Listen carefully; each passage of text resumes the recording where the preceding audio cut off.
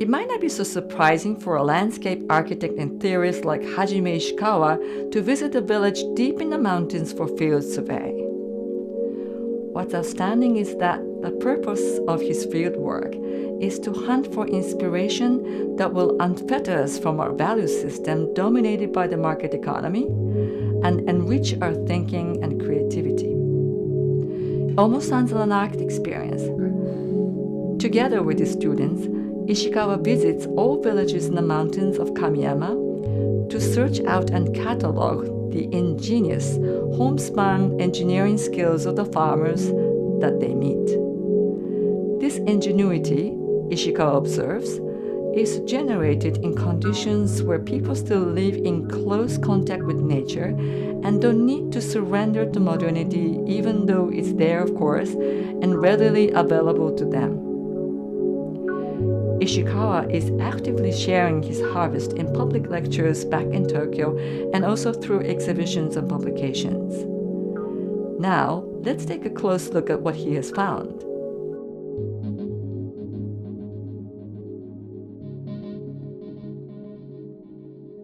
我々が、ある時から本物の正義って呼び始めたそのオーセンティックなものに対するその価値を追求している、スタイルがあるんですね。でそれはその、ちゃんと由来のある古民家の材を使っているとか、それからそのプラスチック使わないとか、野菜は無農薬とか、そういうこうある種のこうなんていうか本物主義、手仕事主義ってありますよね。それとそれから、神山の、山あいで、目撃した生活空間と比べた時になんかこうピンときたものがあって、そのなんていうか神山の山あいで見たなんかゆるさというか、そういうなんかこう本物に対するこだわりみたいなものはゼロなんですよね。なんだけどすごくなんていうかこう環境とそれからやらなくてはいけないこととの間でこうその激しい、応答の末に獲得されたそう最適化されたこう空間みたいなのがあるわけですよ。そのリアリティにちょっとなんていうかこう打たれたというか、石積みも、自然石を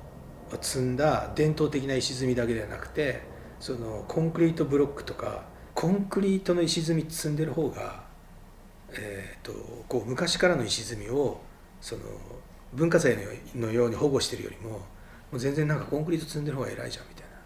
なんかそういうなんかちょっと目から鱗のような発見というか、思い当たることがあって、それでそうやって神山の風景を改めて見始めてからもうなんかものすごい勢いでいろんなものが見えてきて、だからたとえその素材が変わってもそれは、その石積みを積み続けるっていう行為としては存続していくんだっていう。でその、コンクリートの石積みを見ることによって、我々としてはすごくそれが分かるんですよね。やっぱりその美しい伝統的な石積みってそれでスタティックなものとして見えるので、だけどコンクリートが混じってるとこれって誰かが積み直してるんだっていう。で石積みって辛い石積みは特にしょっちゅう崩れるものなので、それをこう積み直ししながらこう維持しているので、あれ一種の動的平衡状態なんですよね。でそれがそこにコンクリートの素材みたいなものが入り込んでるっていうのがすごいなんか、頼もしいっていうか、これなんていうかその石積み自体が続いてるんだなみたいな風な気がしますよね。思うに近代以前は技術的な制約や環境的な制約から割とこう、生活と作るものがこうそれほどずれてなかったんじゃないかと思うんですよね。でそれがやっぱり大量生産品が出回るようになって、それで、供給される材料だとか、でそれから、農村って、農業って、その場所場所によってできるものや物のでき方だとか得意な生産物だとかが、全然違うわけですよね。だしそれから一人一人の身体も違うから、その作り方も当然なんていうか少しずつ違ってていいわけなんだけど、それもあるその均質な一定の品質で揃えてこう出荷しなきゃいけないみたいな、そういうこう要するにその市場の原理が入り込んでくるわけですよね。でその大量生産品や大量消費による規格品が入り込んでくると、それからその市場の原理が入り込んでくるっていう環境がすごく固有で特殊なのに、それがなんていうかあるグローバルなスタンダードにこうフィットするっていうことが要求されるっていうところにズレが出ている。でそのズレを埋めるべくファブ G が登場したっていう感じがするんですよね。工夫がクリエイティブなだけじゃなくて、いろんなものがこう緩くハイブリッドなんですよね。で例えば、いい感じのなんか杉の桶みたいなのと、それから100均で買ってきたプラスチックの洗面器みたいなのが10日に扱われていて、であんまりなんていうかだからこう、日本の伝統的な美しい農村における生活風景とかがないんですよ。だからもうちょっといろんなものが入り混じってて、それで現代のものもあれば、それがそっちの方が便利で安いと思えば、農家の人は、神山の農家の人はためらいなくそういうこと安くて便利なものをこうどんどん導入していくので、素材もなんていうかプラスチックと木と石と鉄がこう入り混じっているし、規格品がそれを使って何かを作るっていうところじゃない関係ないところからこう入ってくるっていうことがあるんですよね。でそれが多量に入ってくるんですよね。で多量に入ってきて、それで多量に破棄されていくっていうサイクルに、農家も巻き込まれていくわけだけど、その時に農家の面白いところは、農家って空間的に余裕があって、それで捨てないで取っておく人が多いんですよ。これ用が済んだら捨てればいいのに、捨てないで取っとくんですよね。なんか役に立ちそうな感じのものを。でそれがいくつか何件かファブ G のお宅の周りを調査して分かったことなんですけど、農機具とか工具はものすごくきちんと分類されて整えられてこう保管されてるんですね。で必要な時に必要なものをこう持って外へ出ていくっていう、なんかこう戦いを待つ兵士たちみたいな感じの分類がされていて、それ強い分類がされてるんですよね。でマイカセみたいなやつっていうのは用が済んでから、例えばこれだったらなんとなく紐っぽいものみたいな感じでこう軒先にこう束ねられておいてあって、でそういうすごくこう消極的に捨てないっていうような扱いを受けている保留されている、物体がものすごくたくさんあるんですよね。積み直す人がいなくなっちゃうので、ハイブリッド石積みですら継承できなくなっていくんですよ。で結局そうすると、コンクリート擁壁になっていく、あるいはPC ブロックの擁壁になっていくっていう。で PC ブロックやコンクリート擁壁になると部分的な補修が不可能になるので、結局それってそれをこう補修する人自体も不要になって、ますますなんていうか、受け継がれていくものがなくなっていくっていうのがあるんですよね。で今はハイブリッド石積みの時代も終わって、本当に老人世帯だけになってしまったような、山奥から順番にコンクリートの壁が作られていますよね。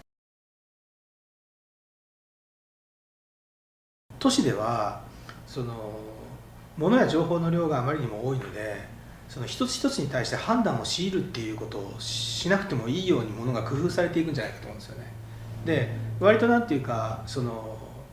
ういうところから少しこう離れると、やっぱり判断を強いられるというか、判断する、機会がたくさん訪れるような気がするんですよ。で時間もあるし、それからアクセスや物量も限られているので、そうした時にやっぱりなんていうかなんていうかこう判断する力というか、そ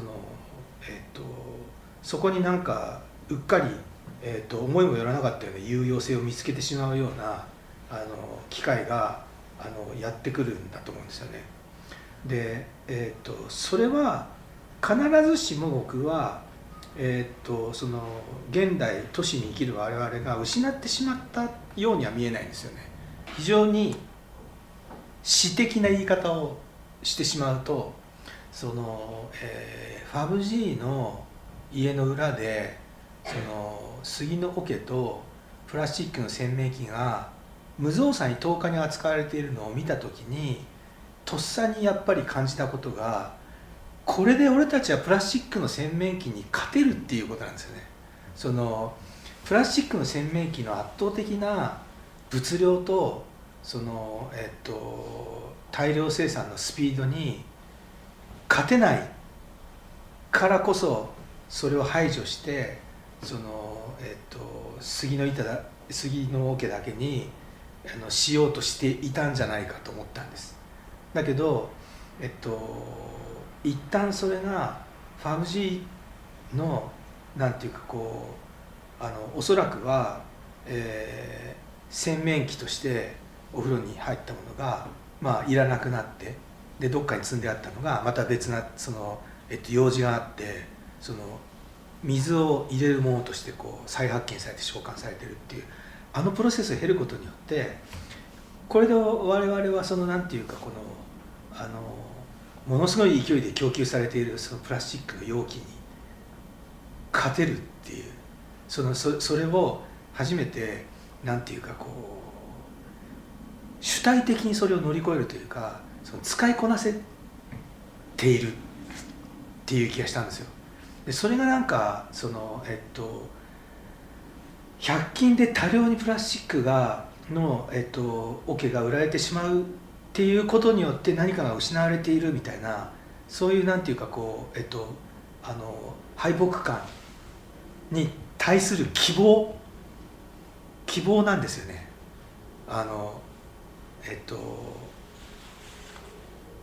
そこにものすごく励まされたような気がしたんですよね。で